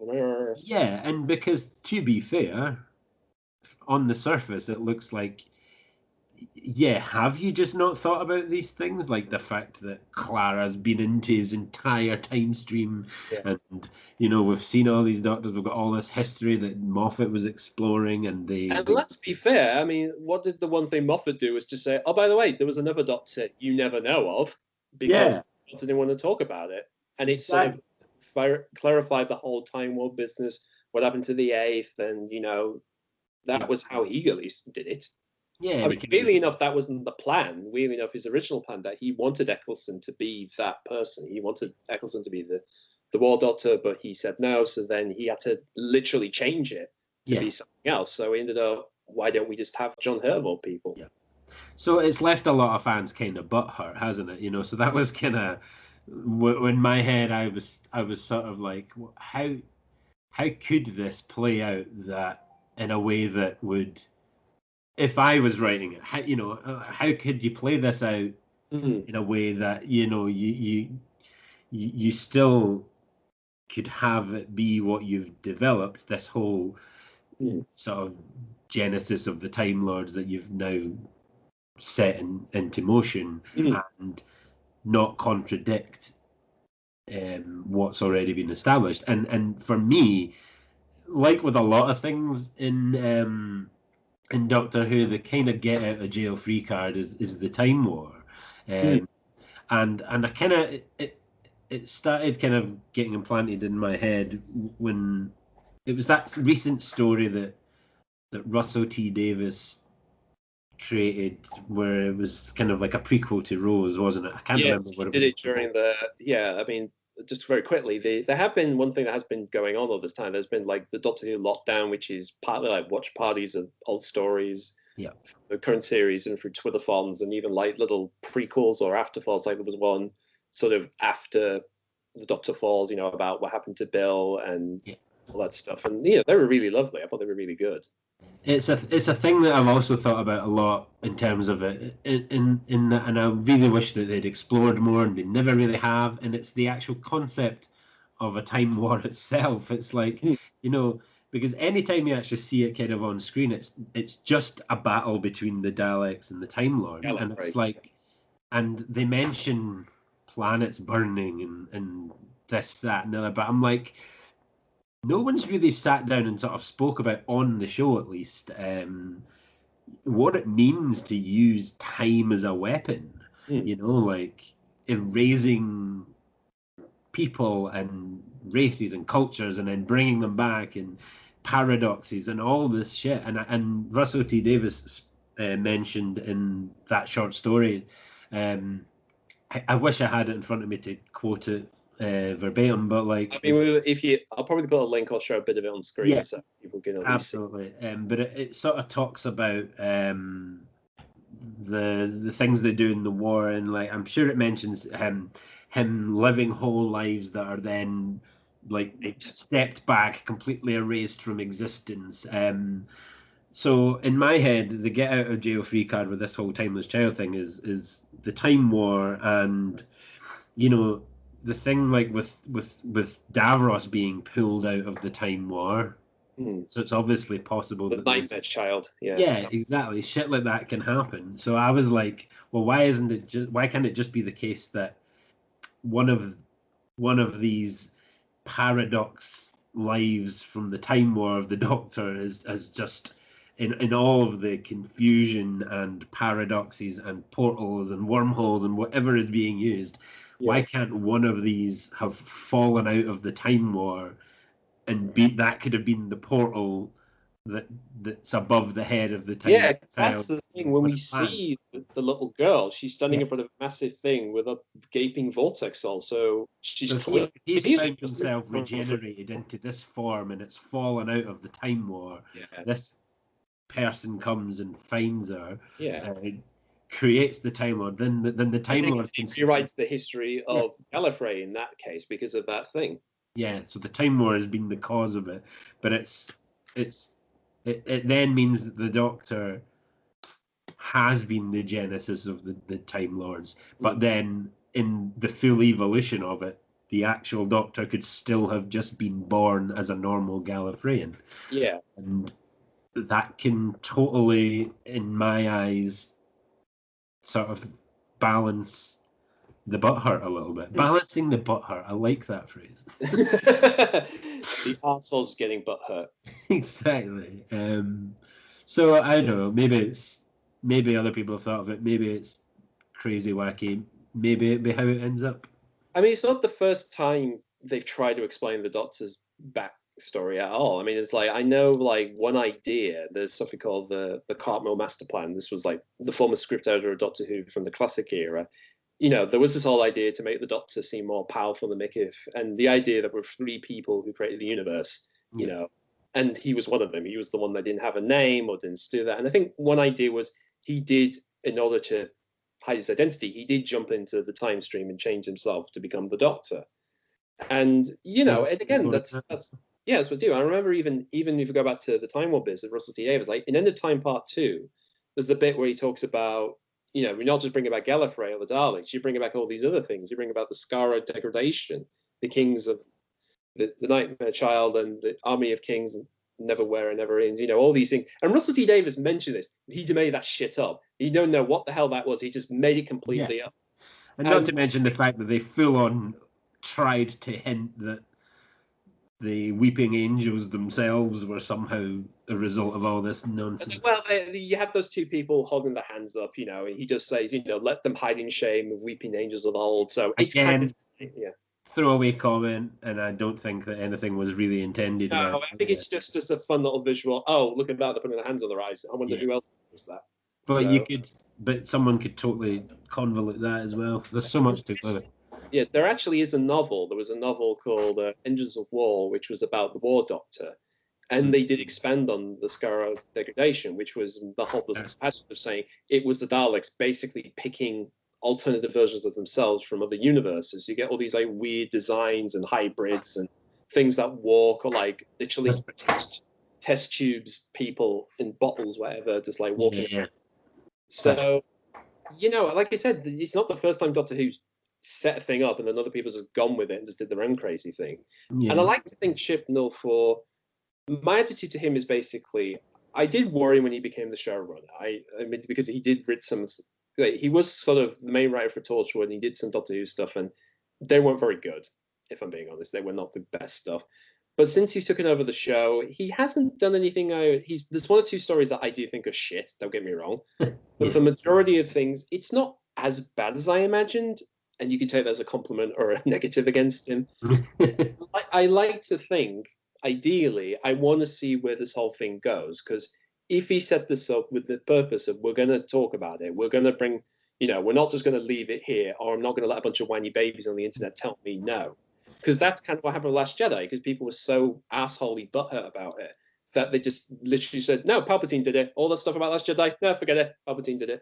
Yeah, so which is worse when you think that's the worst option. Yeah, they walked back, and I felt like it was a little bit. I mean, Carrie Fisher's death scuppered everything, but yeah, I mean that was unfortunate. Yeah, but he could just be deliberately trying to mess with people, which is fair enough. Chibnall, I do think somebody brought up in Time as Children where she breaks down the Matrix. You do get the flashback scenes of all the other Doctors. In fact, there's the bit they show from the Brendan Morbius, which again there's the whole other people who were the Doctor. Yep. Which joke was they're all the crew members. It was just all the people who went to Doctor Who just doing a cameo. Well, I mean, back then it wasn't established properly that they only had finite lives and stuff. No, and even there was it 12 or 13. And the guy that wrote that did hit out with and just say that, yes, I was fully insinuating that Hartnell wasn't the first Doctor. It was, and that was fine then. And there was even things saying Hartnell Doctor was a human at one point. I think even that was one of the original ideas for the show, that he was a human. And then that's right. Yeah, it wasn't an alien originally, kind of, was it? But that is the one contradiction. That is the one contradiction with the kind of Joe Doctor, in that, if the whole police box thing started with Hartnell, so if you're not one of these Doctors, you shouldn't really have a police box.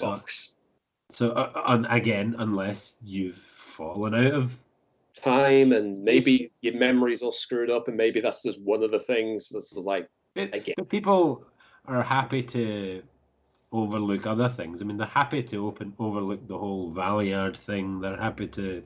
Yeah, that was just a thing that you see the Doctor, and then they kind of go like, well, maybe sort of if he went bad, but no, not really.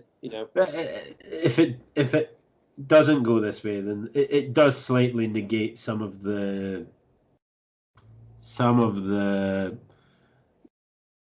more dramatic moments of previous Doctors scenes. So when you watch them again, it kind of makes you go a little bit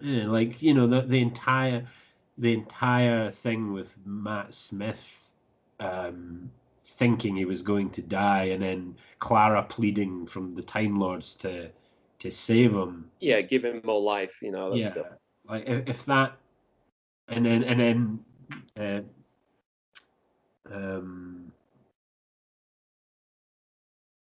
yeah. Well, there's a question. I mean, people think, has he been given another set of 13 regenerations? And if time has children or anything. Well, Rassilon going, how many regenerations did we give you? Like, it's like, it's some dramatic moments of previous series do get a little bit undermined. That's the thing, is in people, like I said, people would say because of this, it's like undermines Day of the Doctor, which is all about, you think this is the day he killed his race, and then of course he basically tricks the universe in thinking he did, but of course he didn't, and then series 12 he was always going to regenerate anyway. Yeah. And then even then, it's like, Gallifrey's been burnt, and supposedly Master did it, and he's put all the dead corpses into metal shells, and now the planet's supposed to be dead with no life. It's like, even I'm thinking that isn't going to stick forever. There's going to be. I don't think it can, especially because certainly, I mean, give Chibnall one thing. He's the first to acknowledge probably the fact that Time Lords are not necessarily like a Time Lord was actually in the bloody episode, and it's like, because yes, they're traveling through time. There's probably going to be a period in time where one might actually appear, and none of the previous showrunners seem to have addressed that. They're all just in the Time War. Yeah, I mean, that was the excuse. It was just originally the whole point of it was because we just want to wipe the slate clean. We want to have a new state, so we don't have to deal with all that backstory yet. And as the show went on, through Davis and Moffat, they were able to bring it back, and it was an excuse to, like, we can bring back old stuff and acknowledge it. We'd have to be embarrassed by it anymore. He sent Rassilon off world. The Sisters of Karn, or whatever they're called, they're all somewhere. They're going to be somewhere else. Yeah. So it's absolutely not the end, and I think it's a little too blasé to just, I'm just wiping them out again. Yeah. You brought them back, I'm just going to wipe them out again. Yeah. Nah.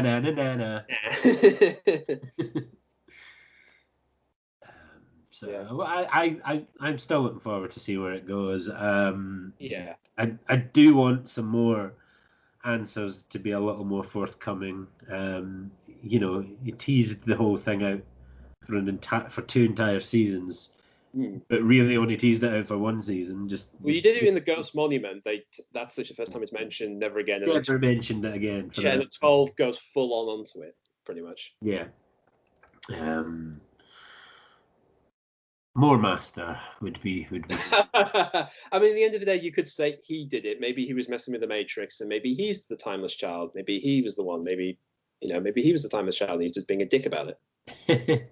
I'm honestly okay with it being the Doctor if it works out to not contradict previous things. As I say, I'm not such a stickler for it that I would hate it forever, but I just feel like, there's some good previous storylines that it feels like you're maybe not, if you don't try and at least make it work, then he's maybe just not respecting it as much as I would like it.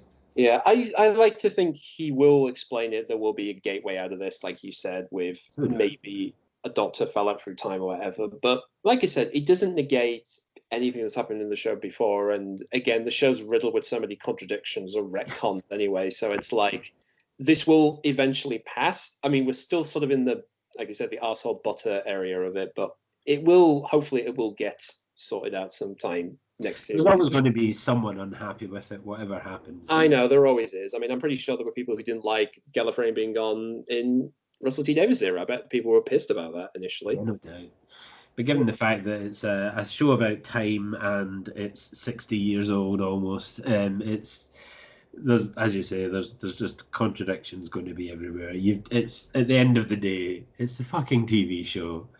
It's a show. It's an adventure through time and space. I mean, it has to do that well. If it's shit for anything else, if it doesn't do that, then that's where it goes wrong.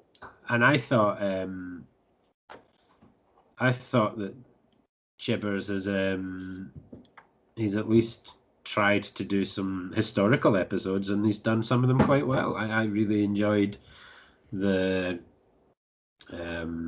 Rosa Parks. I really enjoyed the Demons of the Punjab episode, even though the bad guys were basically the exact same as Capaldi's last bad guys. Oh, those things, yeah. Well, they weren't glass people. That was the difference. But they were basically the same thing, bearing witness to people's last moments. Yeah. Although, funny enough, in Sarah Jane Adventures, there were these like group of like hawk beings that were meant to be. Well, they had the evil material. They were meant to be like supposed to be carry out people's sadness throughout the universe, but they used it for their own game. Yeah. Fair enough. I haven't watched all of that. I've seen the odd episode. That's who I want to be a companion. Luke Smith. Bring back Luke Smith. Luke Smith, where is he now? What has he been doing? Like, I mean, you have not, other than this little special they done during the lockdown, you have not even acknowledged the fact that Sarah Jane, one of your favourite companions, has died. Get your ass back to hers, pick up her son, and whisk him around the galaxy for some fun adventures in time. Maybe. I mean, again, she did. I mean, the sad thing, she passed away during Series 6 premiere, so that was kind of like an unfortunate thing. Yeah, definitely. So, but who knows? Maybe they were. Who knows? If they do, that'd be interesting to bring back a character from another spin-off. That'd be weird. As you say, they tend to try and wipe the slate clean with these things and fleetingly acknowledge them. But yeah, I just think it would be sweet. So we'll probably we might as well end with the big surprise for the next series, because after the episode finished, we got a special announcement. This totally came out of nowhere, which is the introduction of John Bishop. John Bishop. I know that did come out of nowhere a little bit. They do like hiring their comedian companions, don't they? Yeah, go on. No, I was going to say I don't even know what to make of it. I was kind of like, okay. I mean, my mum saw that. She was watching the episode with me, and she saw that, and she giggled after seeing his face turn around and introducing John Bishop. Yeah, but when they kind of hit him, I thought, who are they revealing someone that we should know? Is this another? Well, they did the whole thing of, you're looking on Beast 13, color blue, and all that stuff. So there's all that horoscope thing.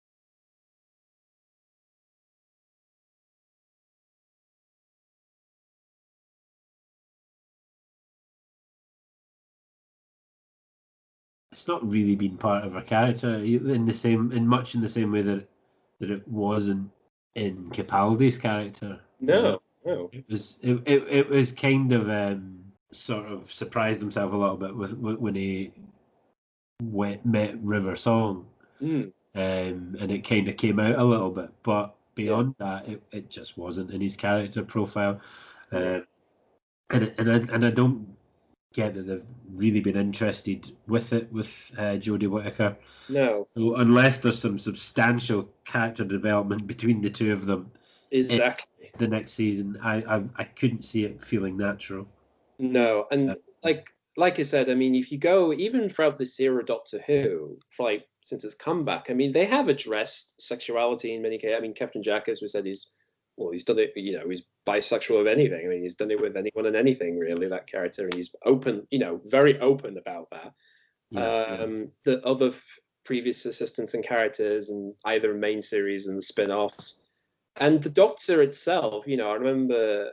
When Russell T Davies took over, the first thing is, well, he's the popular gay writer. You're going to make Doctor Who gay. And of course, he was like, no, that's not what I'm here for. I mean, obviously, he's going to put some of his, any writer, any person going to put some of their viewpoints or things into a work. That's just the way it is. But it was never just like gays are better, deal with it type things. It was never that. Yeah, and isn't Moffat gay as well? That was never a thing. Moffat's married. I mean, he's got married to a woman. I mean, even he's done it. I mean, okay. But in terms I thought he was gay. no. But again, I think he was gay. Oh, well. No.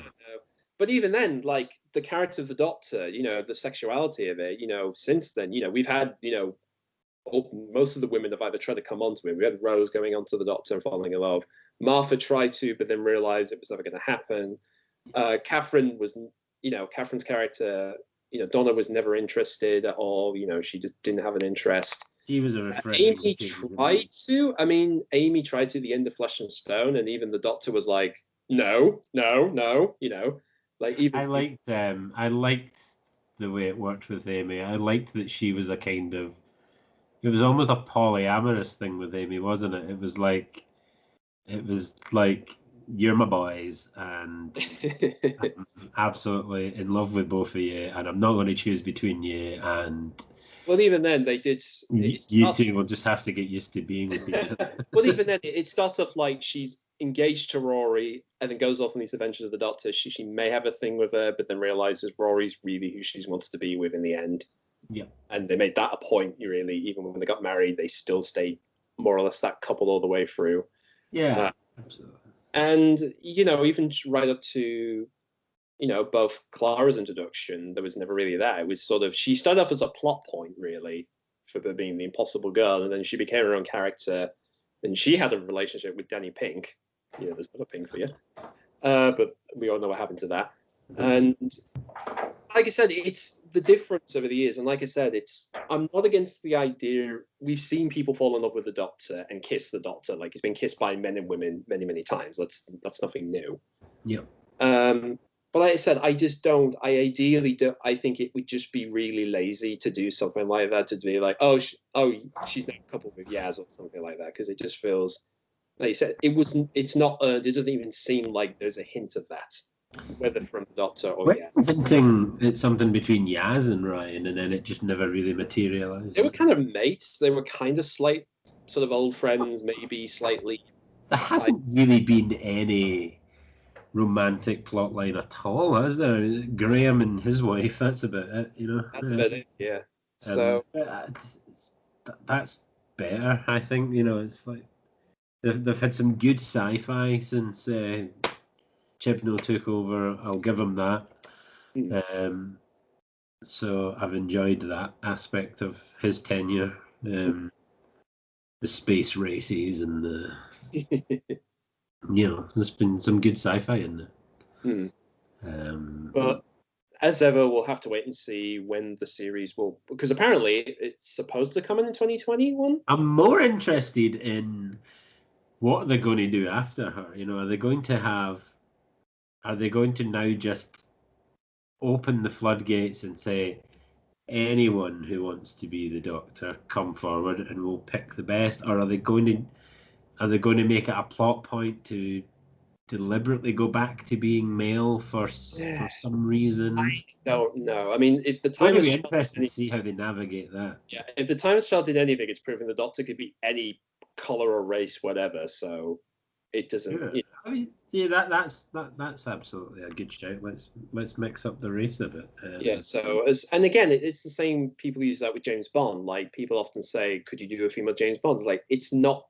That's the problem. Is James Bond is made as a male. He's written to be, or he's purposely is a male character because that's who he is. His trait is of who he is. Is a male character. I know he's like a male white character of Scottish heritage. It's a little more difficult to navigate around that. But at the same time, if Idris Elba showed up as James Bond, I wouldn't give a Well, we'll put it this way. I mean, I still remember when Craig got to be Bond, and people's first reaction is, "Why is he blonde? You shouldn't be blonde, James Bond. There's meant to be dark hair." Oh, for fuck's sake! They said that as if they hit out with that as if he had like long flowing blonde hair. You know what I mean? He's like he's got sandy, light brownish hair. Yeah. You know what I mean? And he's got it always really cropped close to his head. Is like. Yeah. I was just like, what are you talking about? Daniel Craig has been one of my favorite James Bond. Yeah, and again, that's been decades, and that's like a decade ago now. So people are more or less just go, oh yeah, that stupid thing. So ideally, I like to think whatever the bullshit people like to throw at Doctor Who, that will be, oh yeah, that stupid thing we all went crazy over. Yeah, leave it. Have you ever had anyone that either that was rumoured or that you would like to see be the Doctor? I don't know. I really don't know. I mean, the rule seems to be with this show, it's always someone I don't expect. Like, I even remember when Matt Smith was announced again. Didn't know who he was, never heard of him. This small-time actor just came out of nowhere. Put it this way. I'll end with this, actually. Believe it or not, I was there for Peter Bacaldi's announcement as Doctor Who. I actually went down to Pinewood for what was meant to be a recording of a Doctor Who anniversary show, maybe listening. But then the person kept saying, "So you all probably know it's not a quiz. We're going to announce the next Doctor, right?" Okay, good. So you knew that. And weirdly enough, the anticipation for that, people were expecting a female Doctor. There was talk about a female Doctor, and people were kind of really gearing up for it. I mean, that was the weird thing right up to the announcement. I would say Peter was probably the first time it became more like, okay, he's probably in the winning to play the role. But generally, people were still up for it. And I do find it funny that after him, obviously, they turned the Master into a woman. It's kind of like a sort of, you could make that as like a testing ground. Okay, we can't, if it works for the Master, then maybe the Doctor could be a female at some point in the future. So as far as I'm concerned, it's totally open to anyone of any gender to play the Doctor. And all they have to say is that ideally I want to keep Jodie for as long as we can. It's the rumors to be true or not. I mean, ideally I want to see her for a little longer at least, just to get her tenure a good roundup for her, because like I said, I've had nothing against her since day one. I think she is, given the material, which can be up and down, and I think that's ultimately going to be the thing people will criticize the most, whether the writing or the storytelling in the episodes are good or not. I don't blame it on her. In the same way, I don't blame Colin Baker for getting shit-riddled, during his run, because, look at him now. He was kind of criticized as the unpopular Doctor for a bit. Not like nobody hated him, but it was like kind of a lot of people didn't warm up to him. Yeah. Now, having done like he's done Big Finish audio dramas for years, people love him as a Doctor. Yeah. So as far as I just want Jodie I want her to have the love that Colin has now, but on screen. I'd like her to go for at least 2 more seasons, just to obviously complete this storyline and round it all off. And ideally, I would like, if anything, she stay on for maybe, at best, really lucky, she stays on maybe up to the 60th and then do something about that. That's like a hopeful dream, obviously. Yeah. I think when they were talking about when they were first talking about women Doctors, the ones I thought were a good shout were like Olivia Colman. I think she would be a fantastic older woman Doctor. And when when I originally heard that they were sort of thinking about it, and they were, you know, obviously she was in an episode, but I immediately thought that a perfect kind of person would have been Suran Jones. You know, she was obviously the Doctor's wife, but she was so wacky in the part. It was like having a female Doctor, and I thought, well, put it well, and I'll end it with this: it's not the first time someone's been in Doctor Who before and then come back as somebody else. So you never know. You never know. Yeah. We might as well wrap it up here. I'd like to thank my guests for coming on, talking all things Doctor Who, because to be honest, I don't get to talk to many people about Doctor Who that isn't just bitching and moaning just normally. So it's nice to talk to a sane fan. Yay! Yeah, sanity, fandom. Who would have thought? Thank you for having me. Pleasure. He also does a series of. He does his own series of drive-in theatre, along with another sort of side series called Midnight Society, in which you want to plug this in for you. Yeah, check out Drive Through Movies on YouTube. It is basically what it sounds like. We drive off to the cinema, we watch a movie, and then we drive back and chat about it. Yeah, we throw cups of coffee about the car. That's called background talking. Midnight Society is not actually on anywhere really right now, but we do live stream it on Twitch once a month, and where we watch some horror shorts and we chat about all things horror. A la Are You Afraid of the Dark? Inspired. Yeah. Check out Drive Through Movies is its own channel on YouTube. Twitch is Fantastic Mr. Pink for the Midnight Society. And I can clarify it after being a guest, it is probably worth watching for some unique horror shorts, and even you can submit your own if you get a chance on it. Yeah, absolutely. And if you've got your own and you want to submit them and come on and talk about them, I'm more than up for stuff like that. Always looking for it's showcasing local talent is more than on my agenda. It's something I love to do. I love to get involved and chat to people and show their work off. It's good. Well, with that plugging over, I mean, it's probably time to end. But as before, if you've liked watching this, please, if you're interested, I may do more of these in the future with somebody else. Again, check his channel out for all things. And as ever, please, in 2021, let's see if we can make this year at least bearable, I think is the word. Yeah, so more of these online sessions. Yes, exactly. So for all of you who stuck around watching this and listening to our ramblings, thank you so much for listening, and hopefully you'll be back for the next one. So take care, folks. Take care. Bye.